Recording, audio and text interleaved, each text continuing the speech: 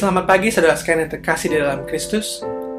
Selamat datang di dalam kebaktian Reformed Evangelical Church of Indonesia di Sydney. Kita bersyukur karena pada pagi hari ini kita bisa berkumpul lagi secara virtual. Kita bersama-sama ingin memuji dan menyembah Dia yang telah menyelamatkan kita. Kita ingin meneduhkan hati kita menghadap hadirat-Nya dan menyerahkan segala kekhawatiran kita, segala sesuatu yang mengganggu hati kita pun pada hari ini ke dalam tangan-Nya yang telah menyelamatkan kita, yang setia, yang tidak pernah berubah sekarang dan selama-lamanya. Mari kita bersama-sama berdoa. Allah Bapa kami yang hidup, kami bersyukur ya Tuhan, karena kami tahu kami dapat memanggil Engkau Bapa kami ya Tuhan, karena Engkau telah memberikan Yesus Kristus untuk mati bagi kami di atas kayu salib. Dan sana kami dilayakkan ya Tuhan, kami yang berdosa ini memanggil-Mu Bapa. Dan Engkau adalah Bapa yang mengasihi kami ya Tuhan. Engkau memperhatikan kami, Engkau mencukupkan kami ya Tuhan. Sekalipun di tengah-tengah segala kesulitan yang sedang kami alami sekarang ini ya Tuhan, kami tidak takut dan tidak gentar. Bukan karena kami hebat ya Tuhan, tapi karena Engkau adalah Allah kami yang hidup yang selalu sama untuk selama-lamanya. Ya Tuhan, tolong kami ya Tuhan. Teduhkan hati kami pada hari ini.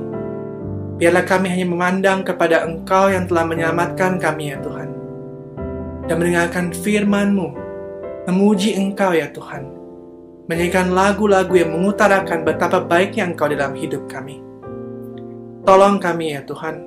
Bila kami khawatir, bila kami ragu, biar kami ingat betapa setia Engkau di dalam hidup kami. Dan kami terus berjalan dan percaya ya Tuhan. Dan kami pun semua menantikan kedatangan Tuhan Yesus untuk kedua kalinya. Karena kami tahu ya Tuhan, di saat itu segala tangisan kesedihan ini akan berakhir. Ya Tuhan, kami serahkan waktu ke depan di dalam tangan-Mu. Biar ibadah ini berkenan di hadapan-Mu ya Tuhan. Dalam nama Yesus Kristus, Juru Selamat kami hidup, kami berdoa. Amin. Saudara sekalian yang kasih dalam Kristus, seorang Kristen pernah berkata, lebih baik menderita dengan Tuhan daripada menderita tanpa Tuhan. Kita tahu bahwa pandemi ini mengenai semua orang. Tapi kita yang percaya kepada Dia, yang memiliki Yesus Kristus sebagai Juru Selamat kita dan memanggil Allah sebagai Bapa kita, kita bisa berkata di dalam Kristus, sekalipun aku berjalan dalam lembah kekelaman, aku tidak takut bahaya, sebab Engkau besertaku, ya Tuhan. Gadamu dan tongkat-Mu, itulah yang menghibur aku. Kita tahu bahwa kita telah ditebus oleh darah-Nya yang mahal. Dan Dia yang memulai pekerjaan yang baik dalam hidup kita tidak akan berhenti dan akan menyelesaikan apa yang telah dikerjakan. God is for us. Biar ini menjadi lagu yang memberikan kita semangat yang baru, mengetahui bahwa di dalam Dia selalu ada pengharapan dan Dia Allah kita yang setia. Kita nyanyikan bersama lagu ini.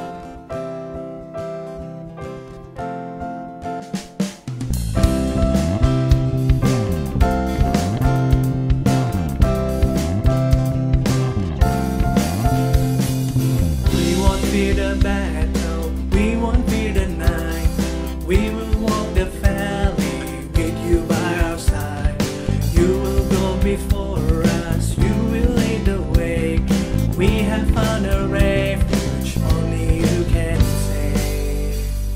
Sing with joy now, our God is for us. The Father's love is a strong and mighty fortress. Raise your voice now, no love is greater. Who can stand against us if our God is for us?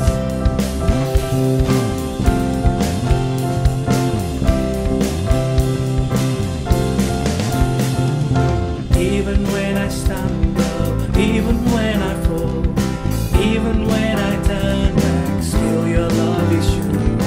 You will not abandon, You will not forsake. You will cheer me on with never-ending rain. Give joy now.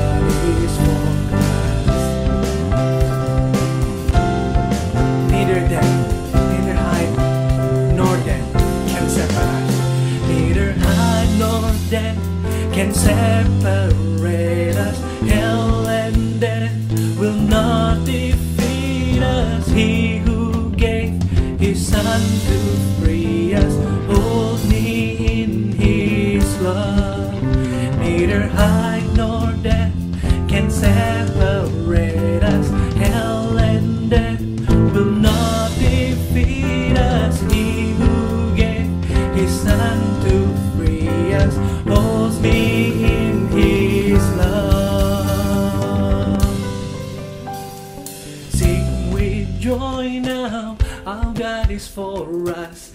The Father's love is a strong and mighty fortress. Raise your voice now. Your love is greater. Who can stand against us if our God is for us? Sing with joy now. Our God is for us. The Father's love is a strong and mighty fortress. Raise your voice now. No love is greater. Who can stand against us if our God is for us?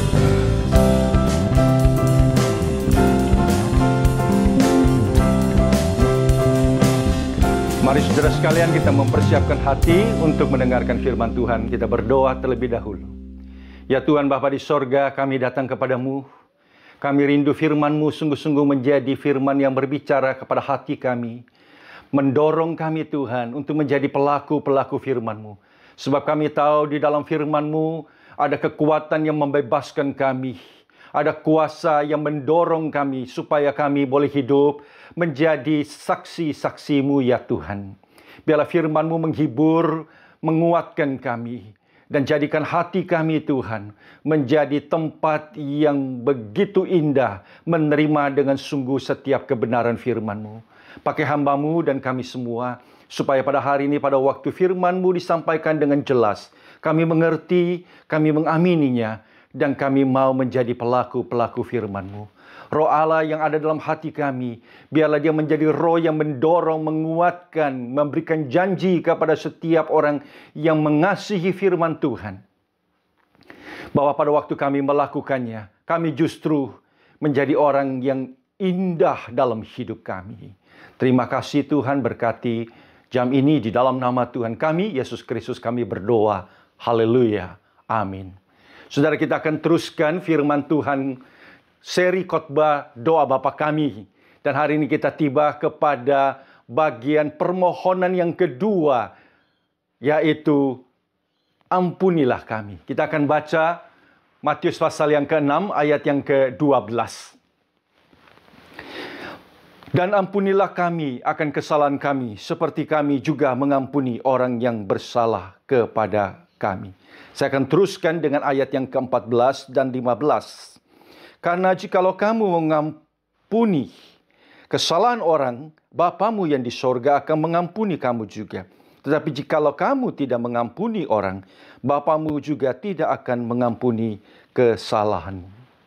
Saudara, hari ini kita masuk kepada doa permohonan akan kebutuhan kita.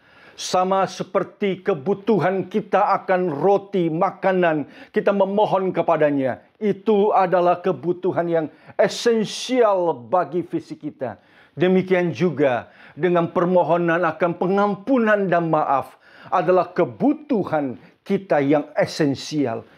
Pengampunan dan maaf bukan sekedar sebagai keputusan kita, bukan sekedar sebagai satu tindakan yang harus kita kerjakan dan lakukan. Tapi lebih daripada itu, hari ini saya katakan bahwa dia adalah kebutuhan yang sangat esensial. Sama seperti makan dan minum. Jikalau kita tidak makan dan minum, maka yang terjadi adalah satu malnutrisi di dalam kehidupan kita. Kita menjadi kurus dan menjadi tidak sehat adanya. Dan persoalan kebutuhan makan dan minum berkaitan dengan sehatnya tubuh kita. Nah, itu kita bicara mengenai perut kita, bukan? Tapi pada waktu kita berkata soal ampunilah, permohonan maaf, itu adalah kebutuhan yang berbicara soal hati kita, jiwa kita. Jikalau kurang makanan adalah bicara soal perut yang sakit, maka unforgiveness, tidak ada pengampunan dan maaf, itu bicara mengenai sakitnya di sini itu. Mari saudara sekalian kita memahami terlebih dahulu secara konteks dekat dari doa Bapa kami mengenai pengampunan ini. Karena setelah ayat 12, ampunilah kesalahan kami ya Tuhan, sama seperti kami mengampuni orang yang bersalah kepada kami. lanjut di ayat 14 dan 15 dikatakan demikian. Jikalau engkau mengampuni orang lain, maka Bapamu yang di sorga akan mengampuni engkau. Tetapi jikalau engkau tidak mengampuni orang lain, maka Bapamu di sorga juga tidak mengampuni engkau. Di dalam konteks yang dekat ini, timbul pertanyaan kita, apakah berarti pengampunan Tuhan itu bersyarat di dalam arti kata bahwa Allah baru mengampuni kita setelah kita melakukan tindakan mengampuni orang lain? Tentu saudara sekalian, jelas sekali pada waktu kita memahami secara keseluruhan makna pengertian dari pengampunan Allah yang diberikan di dalam Yesus Kristus dan beberapa perumpamaan yang Yesus berikan tentang pengampunan. Jelas sekali Allah lah yang menjadi sumber dari pengampunan. Dan Allah tidak terikat dan berada di dalam posisi pasif baru memberikan pengampunan kepada kita ketika kita yang berinisiatif bertindak terlebih dahulu mengampuni orang lain. Sehingga pada waktu Yesus mengatakan, engkau mengampuni, Bapamu mengampuni, dan jika engkau tidak mengampuni, Bapamu tidak mengampuni. Tuhan Yesus mengingatkan kepada kita apa artinya hidup sebagai orang percaya. Yaitu orang yang senantiasa continuously terus hidup di dalam kasih karunia Allah yang mengampuni. Hidup Kristiani kita adalah hidup karena kasih karunia Allah. Hidup kita sebagai orang Kristen adalah hidup karena berdasarkan pengampunan Allah di dalam hidup kita. Sehingga pada waktu kita menjadi orang yang tidak taat kepadanya dengan menyumbat akan aliran pengampunan Allah yang telah diberikan kepada kita, tidak sampai kepada pengampunan kita kepada orang yang bersalah kepada orang lain, sama seperti kita telah bersalah kepada Allah. Maka saudara sekalian, penyumbatan kasih karunia Allah itu membuat kita justru menjadi orang yang tidak sehat di dalam kehidupan rohani kita. Kita mengkerdilkan pertumbuhan rohani kita. Dan jikalau terus-menerus ketidaktaatan kita untuk tidak menyatakan pengampunan kasih kepada orang lain, bisa jadi justru menjadi bukti kita bukanlah orang Kristen yang sesungguhnya.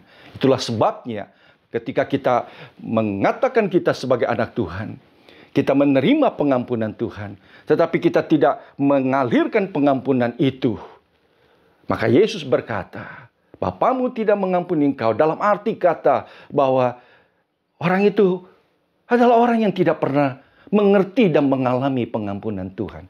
Bisa jadi dia mengaku sebagai orang Kristen, tetapi bukan sungguh-sungguh orang yang percaya. Maka mengkaitkan antara pengampunan dan maaf kita kepada kesalahan orang lain dengan mengerti akan dan menerima pengampunan dan kasih Allah kepada kita, itu adalah kebutuhan esensial bagi kita supaya kita bisa dewasa, bertumbuh dan menyehatkan jiwa kita, roh kita. Sama seperti kita membutuhkan makanan untuk menyehatkan dan agar tubuh kita tidak mengalami malnutrisi. Saudara sekalian, jangan biarkan spirit unforgiveness itu, semangat dan jiwa yang tidak mau mengampuni itu, merusak dan mengkerdilkan keindahan dari jiwa Anda. Maukah saudara sekalian boleh memahami dan mengerti tujuan daripada permohonan ini? Tuhan tahu supaya engkau dan saya boleh menjadi orang Kristen yang terus dewasa dan bertumbuh dan mengalami keindahan jiwa kita. Keindahan jiwa dan sehatnya daripada roh kita itu bisa kita lihat dari sorot mata seseorang, percakapan yang keluar dari mulut orang lain. Saudara sekalian, demikian juga kita bisa melihat seperti yang Yesus katakan bahwa mata kita itu adalah pelita jiwa kita. Jikalau mata kita gelap, gelaplah hati kita. Dan dengan sorotan mata kita, kita juga bisa melihat betapa sehatnya kehidupan kita. Saudara bisa lihat bukan? Di televisi hanya dengan sekilas Pada waktu saudara melihat ada orang yang telah melakukan pembunuhan dan tangkap dan dipenjarakan setelah melewati masa penjara yang panjang itu. Pada waktu dia keluar dan dari sorot matanya kita bisa melihat apakah orang itu dipenuhi dengan hati yang mengalami restorasi dan pengampunan dan pertobatan. Ataukah justru sorotan matanya itu mendatangkan perasaan ingin membalas dendam, masih menyimpan amarah dan kebencian di dalam hatinya. Kita bisa melihat keindahan, bukan? Pada waktu ada orang yang sudah dipenjarakan karena bukan kesalahannya, karena kebencian orang kepadanya, atau karena tuduhan yang dilakukan kepada dia dengan tidak ada bukti. Tapi setelah puluhan tahun keluar dari penjara, kita melihat sorot matanya mengeluarkan jiwa yang penuh dengan kasih dan pengampunan. Yang kita boleh melihat itulah keindahan dan keagungan dari jiwa orang yang telah disembuhkan. Saudara, sampai di sini mungkin ada gejolak emosi yang naik turun pada waktu kita mendengarkan permohonan doa dari Tuhan Yesus untuk mengajar kita bagaimana kita mengampuni orang yang bersalah kepada kita. Satu gejolak hati yang berkata, Bapak mungkin gampang membicarakan hal itu. Karena Bapak mengalami perlakuan orang itu tidak seberat, sedalam, dan begitu menyakitkan di dalam hati saya. Bapak tidak mengalami apa yang saya alami. Gampang mungkin bagi orang-orang itu membicarakan atau meminta kita untuk mengampuni orang yang bersalah kepada kita. Karena dia tidak pernah mengalami penderitaan kesalahan yang besar yang ditimpakan orang kepadanya. Oh saudara, saya mengerti akan gejolak emosi yang tidak bisa menerima di dalam hati begitu banyak orang. Demikian seperti yang dikatakan C.S. Lewis. Semua orang berkata pengampunan itu adalah sebuah ide yang indah sampai orang itu memiliki sesuatu untuk dimaafkan. Everyone says forgiveness is a lovely idea until they have something to forgive. Mari saudara sekalian, kita boleh melihat kalimat yang begitu indah dari doa Bapa kami yang diajarkan Tuhan Yesus kepada kita ini. Yesus berkata, biarlah kita memohon demikian. Ampunilah kami akan kesalahan kami. Sama seperti kami mengampuni orang yang bersalah kepada kami. Perhatikan saudara. Pertama-tama kita bisa lihat dari ujung dari kalimat ini. Yesus mengatakan kesalahan orang itu. Yesus tidak meminimalkan. Yesus tidak mengecilkan dan menganggap, itu tidak ada apa-apanya. Yesus memakai kalimat itu adalah kesalahan. Atau terjemahan lain bisa mengatakan itu adalah hutang. Sesuatu hal yang dirugikan oleh orang itu. Yesus jelas memberitahukan kepada kita. Itu adalah dosa. Itu adalah kesalahan. Itu adalah pelanggaran. Itu adalah kejahatan.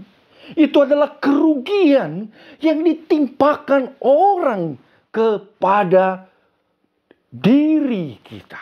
Dan pada waktu Yesus bicara itu menjadi kerugian, itu menjadi kesalahan, itu kejahatan yang terjadi kepada kita. Apa saja yang kita bisa katakan di situ? Berapa besar derajatnya, betapa berat kesalahan itu. Saudara, di dalam kesalahan-kesalahan yang terjadi dalam hidup saudara, itu bisa seperti ini. Minggu lalu Pendeta Benny mengatakan mengenai orang yang marah kepada Tuhan. Ada peristiwa-peristiwa yang terjadi yang membuat orang itu mengalaminya dan menganggap itu tidak fair. Mengapa hal itu terjadi di dalam hidupnya? Sehingga sebagai orang Kristen, dia menjadi marah kepada Tuhan. Besarnya bagaimana? Orang lain mungkin bisa menganggap itu tidak besar. Tapi pada saat seseorang menghadapi kerugian secara personal, kita tahu itu adalah hal yang berat, real, dan menjadi pergumulan yang nyata di dalam hidupnya.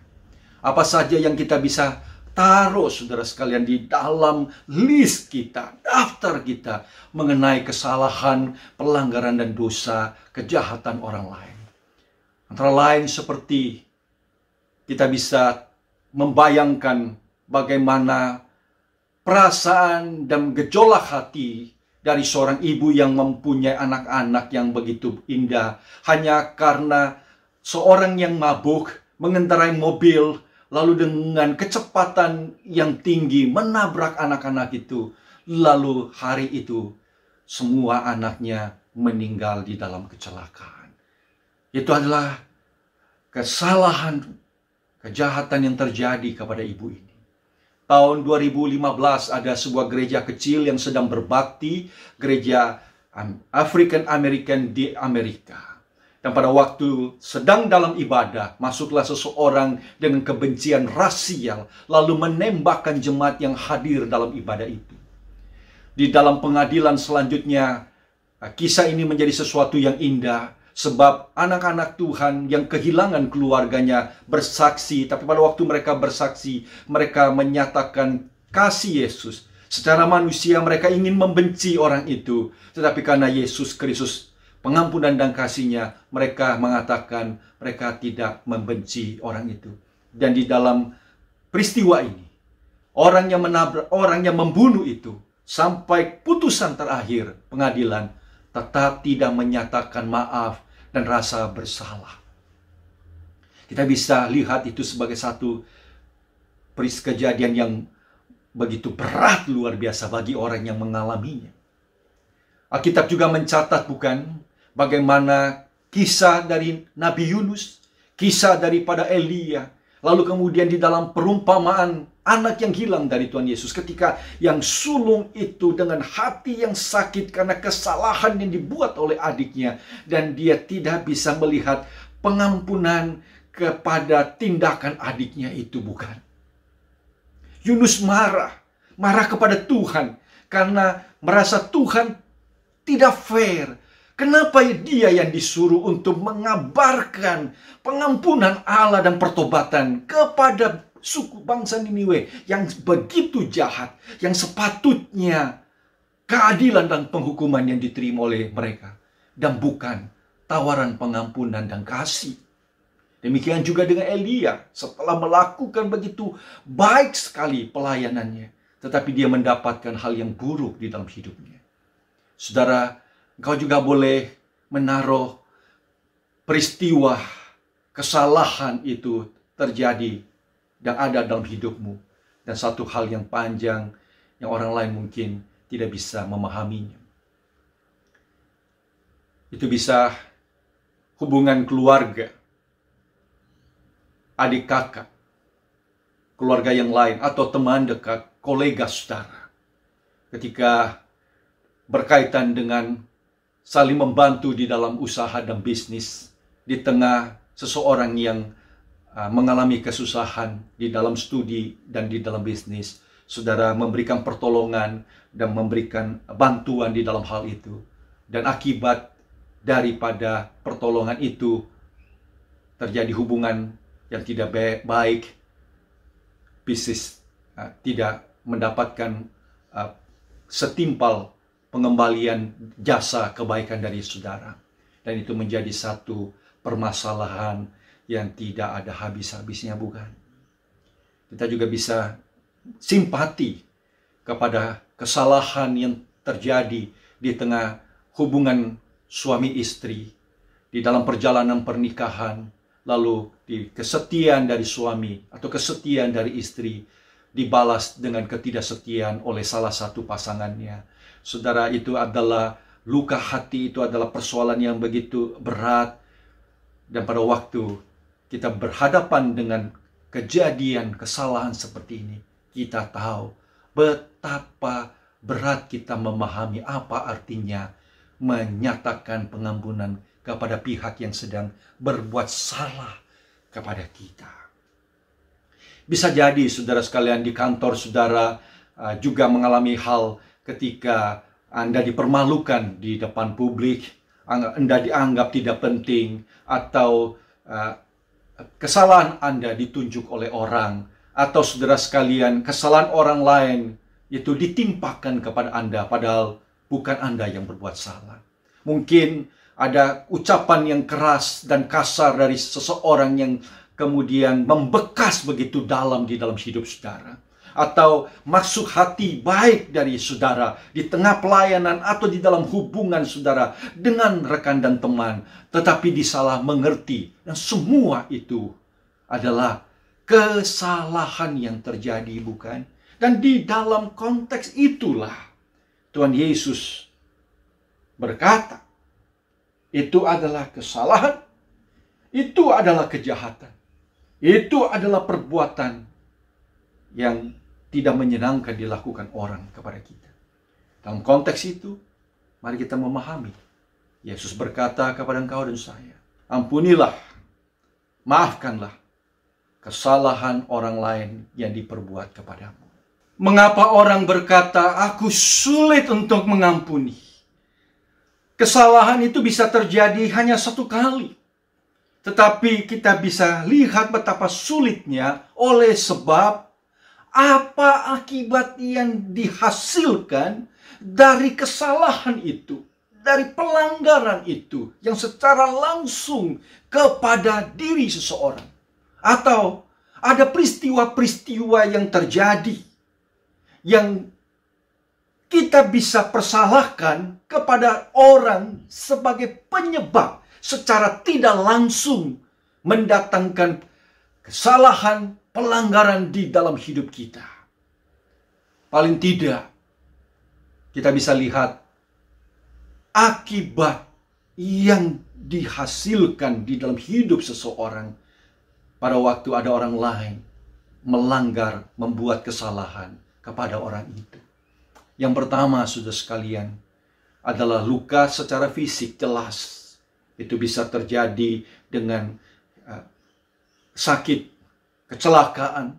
Itu bisa mengenai kematian seseorang. Sesuatu yang kita tidak bisa bayangkan bagaimana penderitaan fisik yang dialami, bukan? Akibat kesalahan orang lain. Kerugian finansial, rusaknya karakter di mata orang lain, atau tipisnya peluang masa depan yang cerah bagi orang itu akibat perbuatan salah orang lain yang berdampak begitu besar di dalam hidup seseorang. Yang kedua, luka secara hati, hurt. Itu adalah gejolak emosi yang naik turun. Kita akan mengalami jiwa yang terus-menerus cemas. Dan sakit hati itu ditimbulkan oleh karena kesalahan orang di dalam hidup kita. Yang ketiga, saudara, ada gejolak emosi itu kemudian membuat kita itu akhirnya memblok akan suara Tuhan, panggilan Tuhan, termasuk di dalam doa ini. Bisa jadi ada orang akhirnya sulit untuk mendoakan doa pengampunan dan tidak bisa lagi menjalankan apa yang Tuhan perintahkan di dalam doa ini. Ini persoalan menjadi spiritual matters akibat sulit untuk mengampuni, bukan saja menjadi soal relasi dengan orang lain atau keterlukaan secara fisik yang kita alami, tetapi sekarang sudah menjadi sesuatu dampak damage, kerusakan kepada spiritual seseorang. Kita bisa menemukan begitu banyak hal dicatat di dalam Alkitab kita. Orang-orang kemudian itu tidak lagi bisa mendengar suara Tuhan dan blok suara Tuhan. Apa akibatnya? Akibatnya jelas terjadi malnutrisi di dalam hidup spiritual kita. Kita masih ingat bagaimana Kain begitu marah, sakit hati, padahal sebenarnya Habel tidak secara langsung melakukan kesalahan kepadanya, bukan? Dan ketika di tengah sakit hati, kemarahannya, Tuhan mengingatkan dia. Tetapi kita tahu Kain blok suara Tuhan yang memberikan peringatan itu. Seperti yang tadi saya katakan, kita tahu juga Elia blok akan suara Tuhan yang mengingatkan dia. Oleh karena dia begitu kecewa, dia merasa tidak fair di dalam hidupnya, dia minta mati kepada Tuhan. Kita tahu juga bukan kisah dari anak yang sulung itu. Sampai akhir, dia begitu sakit hati. Dia merasa tidak bisa menerima perlakuan salah dari adiknya terhadap kehidupan keluarganya. Dia akhirnya ada di luar dari rumah, tidak masuk menyambut pelukan dari papanya. Dan akibatnya dia tersendiri, dia marah, dia kedinginan, dia terpisah dari Tuhan, bukan? Itu merupakan satu lukisan dan penggambaran bagaimana miskinnya keindahan spiritual akibat unforgiven spirit yang kita sulit untuk buang dalam hidup kita. Mengapa seseorang tidak mau memberikan pengampunan dan maaf kepada orang lain? Ada banyak alasan-alasan yang akan diberikan, dan alasan-alasan itu sanggup bisa menjadi sebuah rasionalisasi pembenaran bagi seseorang untuk memang tidak mau memberikan pengampunan kepada orang lain. Yang pertama, ada orang berkata, saya tidak bisa mengampuni, atau saya tidak mau mengampuni, karena saya tidak mau dilukai lagi. Anda mungkin tidak yakin bahwa orang itu mau berubah. Yang kedua, sebagai senjata untuk bisa suatu saat bisa dipakai untuk membalas kembali akan kesalahan yang dibuat kepada Anda. Ada orang tidak mau mengampuni karena ada perasaan tidak fair, tidak adil. Kenapa Tuhan meminta Anda untuk mengampuni dan memaafkan? Padahal Anda ada di pihak yang dirugikan. Anda berada di pihak yang dilukai. Yang sekarang diminta oleh Tuhan untuk mengampuni orang yang bersalah kepada Anda. Ada orang tidak mau mengampuni oleh sebab orang itu menyimpan amarah.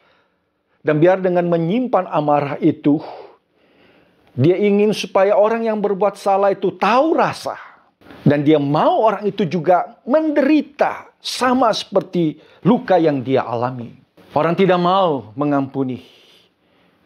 Mungkin dia berkata, saya tidak siap, belum waktunya, masih berat bagi saya. Atau mungkin saudara mengatakan, saya tidak mau mengampuni sebab orang itu belum menyatakan penyesalan dan permohonan maafnya.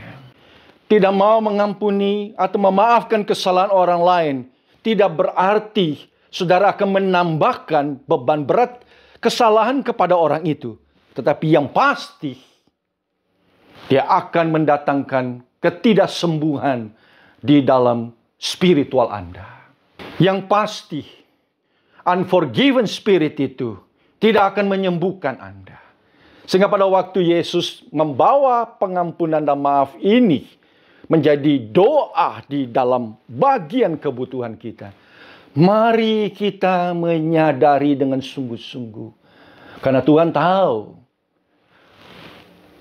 pengampunan dan maaf adalah kebutuhan esensial bagi sehatnya hidup engkau dan saya. Memang betul saudara sekalian, kesalahan orang lain itu mendatangkan luka. Dan Alkitab tidak mengabaikan itu. Kita baca sama-sama Mazmur 147 ayatnya yang ketiga. Demikian bunyi firman Tuhan. Ia menyembuhkan orang-orang yang patah hati dan membalut luka-luka mereka. Atau saya terjemahkan demikian. Ia menyembuhkan orang-orang yang hatinya hancur dan membalut luka hati mereka. Hanya Tuhan yang menyembuhkan. Tapi kalimat ini sekaligus mengingatkan kepada kita, luka hati, broken heart itu adalah sesuatu yang mendatangkan penderitaan. Dan orang itu butuh, you need heal. Engkau membutuhkan kesembuhan akan hal itu. Mungkin sudah sekalian, kita menghindar dengan menggunakan kata luka hati atau bitterness sebagai orang Kristen. Atau malah kita tidak menyadari bahwa sebenarnya di dalam hidup kita sedang mengalami akan luka hati dan bitterness itu. Sebab luka hati dan bitterness itu bisa muncul, disguise atau tersamar di dalam hal-hal yang tidak kita sangka dan kita duga. Tapi izinkan saya mengajak saudara coba merefleksikan apa yang ada tersimpan dalam hati luka itu tidak bisa kelihatan, tidak bisa di X-ray. Tapi sama seperti yang Yesus katakan, bagaimana perkataan kita, bagaimana mata kita, tindakan kita itu merefleksikan menjadi window, menjadi pintu jendela untuk kita bisa melihat apa yang sedang terjadi dan bergejolak di dalam roh kita, jiwa kita, spiritual kita. Mari saudara, coba kita melihat apakah hal-hal di bawah ini menjadi bagian di dalam cara kita berpikir atau cara kita berkata-kata. Pertama, apakah Anda menjadi seseorang yang anxiety, cemas, atau orang yang tidak bahagia melihat kebaikan yang terjadi dalam diri orang? Apakah kita mudah mengkritik atau kita memperlakukan dengan berat orang-orang yang ada di sekitar kita? Menuntut satu ekspektasi yang tinggi. Dengan cara seperti itu, kita ingin memberitahukan kepada orang lain tidak becusnya teman kita, kolega kita. Apakah ada, saudara sekalian, hati kita yang menolak damai sejahtera Kristus yang seharusnya memerintah hati kita? Dan setiap kali Tuhan memanggil kita untuk berdamai atau menyatakan belas kasihan, pengampunan seperti ini, yang kita juga menjadi orang yang sinis kepada firman Tuhan. Apakah Anda menjadi orang yang menarik diri, apatis, dan merasa tidak peduli dengan orang lain dan kesusahan dan persoalan orang lain? Kita mudah untuk mengeluarkan asumsi-asumsi yang negatif, easily to snap criticism dan sinisme. Semua tanda-tanda itu terjadi di dalam pikiran kita dan di dalam ucapan mulut kita, lahir dari malnutrisi hati kita. Sebab hati kita sedang dalam keadaan luka. Itulah sebabnya, saudara yang saya kasih dalam Tuhan Yesus Kristus, Mazmur 147 ayat ketiga ini, firman Tuhan menjadi firman yang mengingatkan dan menjadi berkat bagi engkau dan saya. Sama seperti yang Yesus katakan kepada kita, bahwa pada waktu kita mengampuni orang lain, kita tidak mau menutup nutrisi forgiveness Tuhan itu mengalir, dan itu semua menjadi kerusakan yang ditimbulkan di dalam hidup engkau dan saya. Pengampunan dan maaf itu adalah kebutuhan esensial kita. Karena Yesus mengkaitkan kemampuan, kerelaan kita mengampuni kesalahan orang lain dengan pada waktu kita datang memohon ampun kepadanya. Sehingga hal yang pertama-tama saya percaya, saudara sekalian, pada waktu kita datang memohon ampun kepada Tuhan, kita katakan, Tuhan ampunilah aku yang sulit untuk mengampuni kesalahan orang lain. Saya percaya itu hal yang pertama yang harus kita keluarkan dalam mulut kita. Dan pada waktu kita melihat betapa besar kesalahan kita di hadapan Tuhan, tetapi Allah itu tidak menahan itu dan menyatakan belas kasihannya diberikan kepada kita, sama seperti perumpamaan yang Yesus katakan, orang yang berhutang 10.000 talenta dengan orang yang bersalah kepada kita 100 dinar adanya, yang perbandingannya itu mencolok luar biasa. Itulah belas kasihan Tuhan. Saudara sekalian, kita terbatas. Kemampuan kita menawarkan pengampunan, kasih dan maaf kepada orang lain sangat terbatas adalah berdasarkan kekuatan kita. Kita tidak mampu bisa continue terus-menerus di dalam kehidupan kita untuk melakukan itu.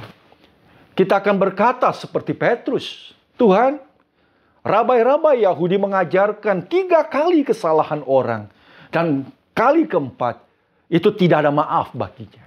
Dan Petrus melipatkan dan dia berkata kepada Tuhan Yesus Kristus, 7 kali Tuhan. Itu limitasi di dalam kekuatan seseorang. Tetapi Yesus berkata, tidak. Dan kalimat 7 kali 70 dan 7 kali itu berarti tidak ada batasnya. Disinilah saudara sekalian, maaf dan pengampunan kita didasarkan bukan kepada kekuatan kita, tapi dilandaskan kepada kasih Allah yang tidak terbatas, pengampunan Allah yang datang dalam hidup engkau dan saya. Dan pada waktu kita bersikap dan mengatakan, aku tidak mau menaruh kesalahan, kerugian, dosa, pelanggaran yang dikerjakan orang kepadaku yang merusak hidup kita, yang memalnutrisikan keindahan jiwa kita. Kita harus buang dan singkirkan itu. Saudara sekalian, hati yang penuh dengan kasih dan pengampunan dan maaf akan membebaskan Anda, akan menyembuhkan Anda, akan menjadikan Anda itu seorang yang penuh dengan keindahan jiwa kita. Satu proses yang kau dan saya akan jalani.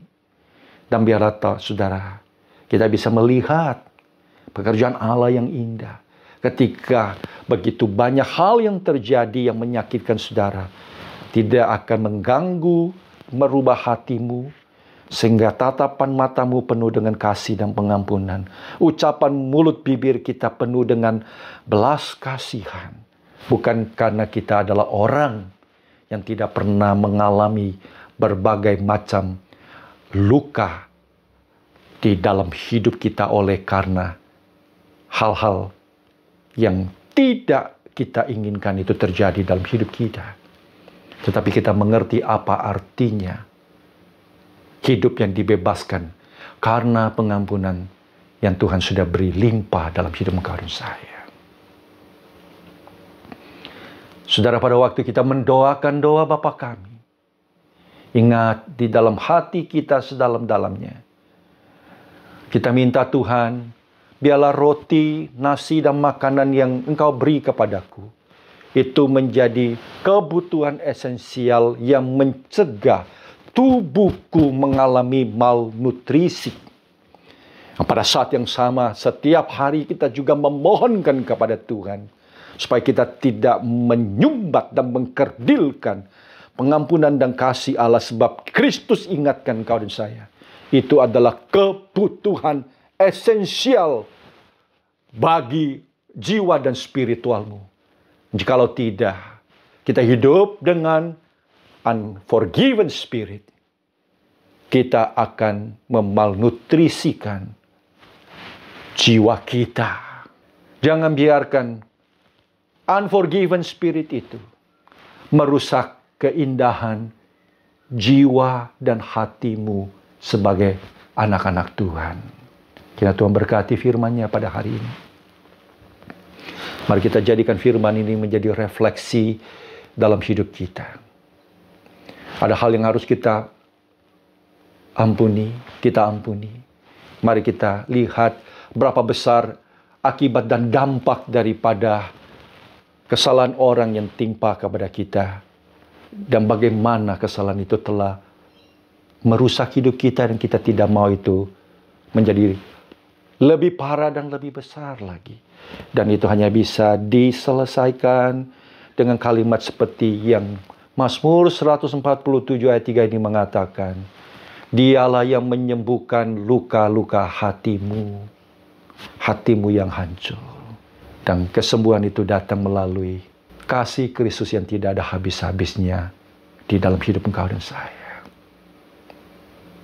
Saudara sekalian, kiranya firman Tuhan menjadi firman yang tidak engkau tutup, engkau blok, oleh karena engkau menyimpan amarah, kebencian, kepahitan yang disebabkan oleh kesalahan orang lain. Mari kita datang mengaku di hadapannya pada hari ini. Dan kita mengalami kesembuhan dari Tuhan. God bless you. Mari kita berdoa. Bapa di dalam surga, terpuji namamu. Biarlah Tuhan firman ini mengingatkan kami sekali lagi. Dan biarlah Tuhan keindahan daripada firman Tuhan sungguh-sungguh menjadikan kami sebagai anak-anak-Mu indah, karena kami mengalami kesembuhan demi kesembuhan dari Tuhan. Firman-Mu jelas berbicara kepada kami pada pagi hari ini Tuhan. Dan biarlah kami tunduk dan datang kepadamu, merefleksikan terlalu banyak hal yang ada dalam diri kami, yang pada hari ini patut kami datang dan berkata dengan sungguh, Tuhan, ampunilah segala dosa dan kesalahan kami, sama seperti kami mengampuni orang yang bersalah kepada kami. Dalam nama Tuhan Yesus Kristus kami berdoa dengan sungguh. Haleluya. Amin. Mari jemaat sekalian, kita akan mengakhiri ibadah kita dengan doksologi. Segala hormat kemuliaan kembali kepada Tuhan.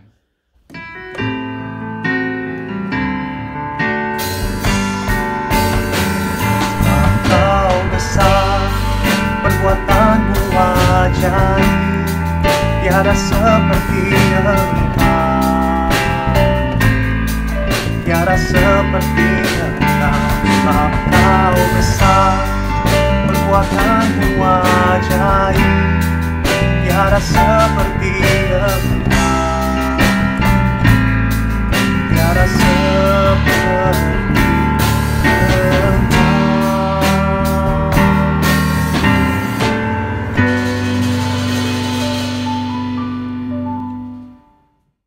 Saudara, kita akan terima berkat Tuhan. Kiranya kasih setia Allah yang rahmatnya tidak berkesudahan itu, dan Yesus Kristus sumber pengampunan kita yang pasti, dan biarlah damai sejahtera dari Roh Allah senantiasa tinggal dalam hidupmu, memberitahukan kepadamu bahwa engkau adalah miliknya selama-lamanya, dan kasih Tuhan itu ada di dalam hidupmu. Saudara yang dikasihi Tuhan, biarlah engkau boleh menjadi saksi yang indah di tengah keluargamu, di tengah pekerjaanmu, di mana saja engkau hidup sebagai anak-anak Tuhan, penuh dengan belas kasihan, saling mengampuni satu dengan yang lain. Di dalam kasih kita menjadi sempurna adanya, sampai kita bertemu dengan Tuhan kita Yesus Kristus. Haleluya. Amin. Warta Jemaat 19 September 2021. Terima kasih kepada Pendeta Effendi Susanto untuk firman Tuhan yang disampaikan, dan juga kepada seluruh staf yang mengambil bagian dalam pelayanan ibadah pada pagi hari ini. Kiranya Tuhan berkati setiap pelayanan kita semua.